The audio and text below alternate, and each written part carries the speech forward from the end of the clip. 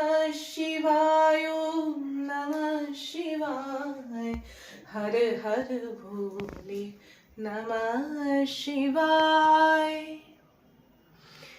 শিবরাত্রি তো লেগে গেছে 4:55-তে, বিকেল 4:55-তে লেগেছে। তো আমি প্রথম প্রহরে জল ঢেলেছি, বাবার মাথায় জল ঢেলেছি, বাবাকে যৎ সামান্য যেটুকুন আর কি সবাই করে আমিও করেছি। আমি তো বাড়িতেই জল ঢালি বলেছি, যেহেতু আমার বাবা বাড়িতে প্রতিষ্ঠিত, গত বছর প্রতিষ্ঠা করা হয়েছে শিবলিঙ্গ পাকাপাকিভাবে।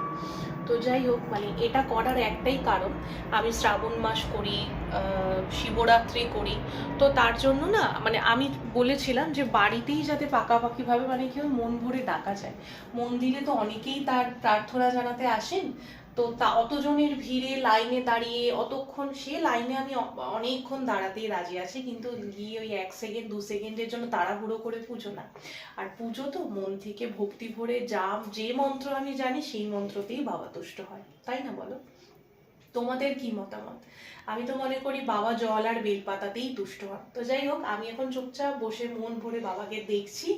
আর আমার সবাইকে তোমরা দর্শন করেছো, আবারও জানাই শুভ শিবরাত্রির সবাইকে শুভেচ্ছা।